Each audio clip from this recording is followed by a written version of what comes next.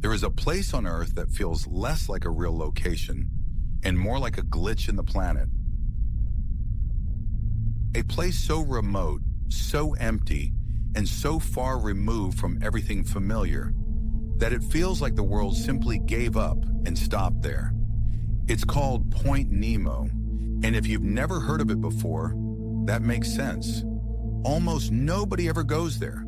There's nothing there to visit. No island, no buildings, no harbor, no city lights, no landmarks rising out of the water. Just open ocean, endless, cold, empty ocean.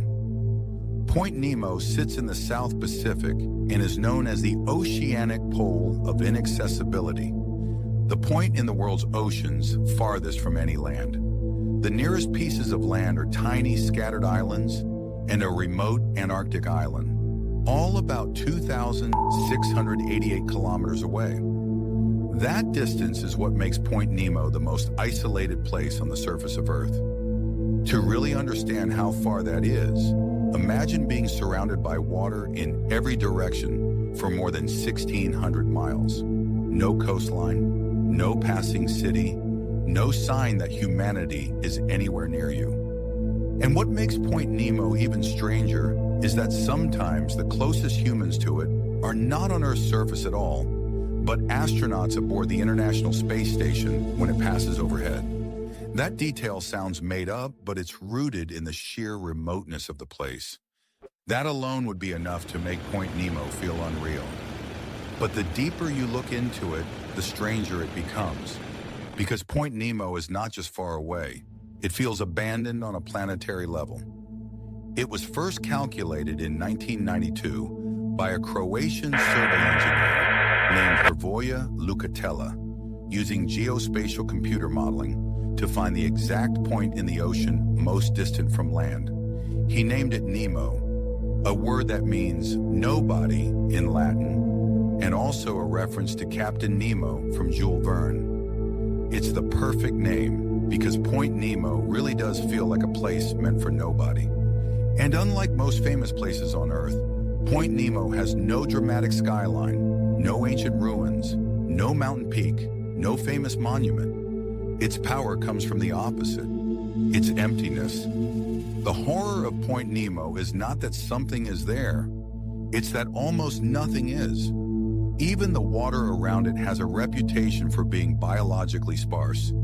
Point Nemo lies within the South Pacific Gyre, a massive rotating ocean system associated with extremely nutrient-poor waters. Scientists describe subtropical gyres like this as biological deserts because nutrient availability is so low. And research on the South Pacific Gyre has highlighted just how unusually unproductive these waters can be. So this is not the kind of ocean you imagine when you think of constant movement and life. This is ocean stripped down to the bare minimum. No bustling coastlines nearby, no fishing traffic packed around it, no easy rescue, no comforting sense that shore is just over the horizon. Just distance, pure distance.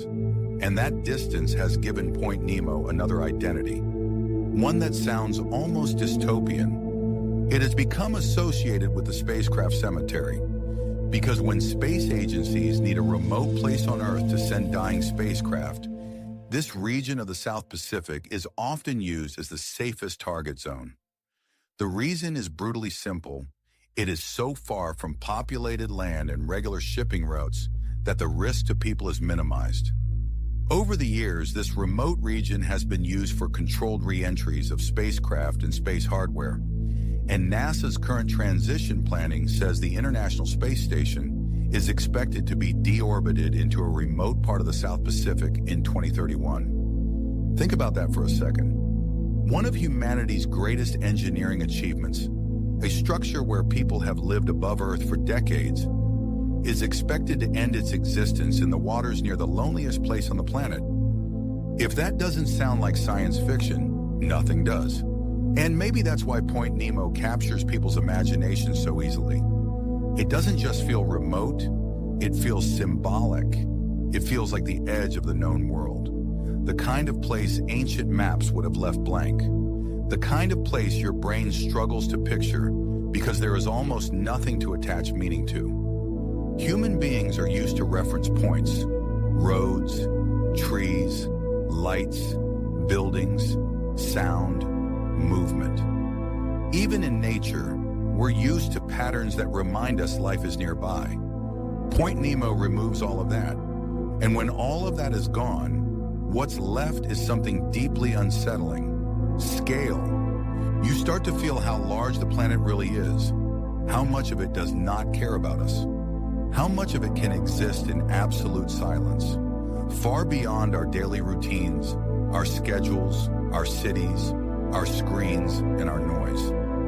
That's why Point Nemo feels like the end of the world. Not because the water is cursed, not because there's some monster beneath it, not because it's the site of a hidden civilization, but because it confronts you with something colder and more real than any myth. The possibility of a place so empty, so distant, and so disconnected from human life that it almost feels outside of Earth itself. A point in the ocean where the nearest people may be in orbit, a place named Nobody, a graveyard for machines that once touched space, a stretch of sea so isolated that even on a planet full of wilderness, it still stands alone. And maybe that's what makes Point Nemo so haunting. It reminds us that the world is still bigger than our imagination, that even now with satellites, maps, and constant connection, there are still places that feel untouchable.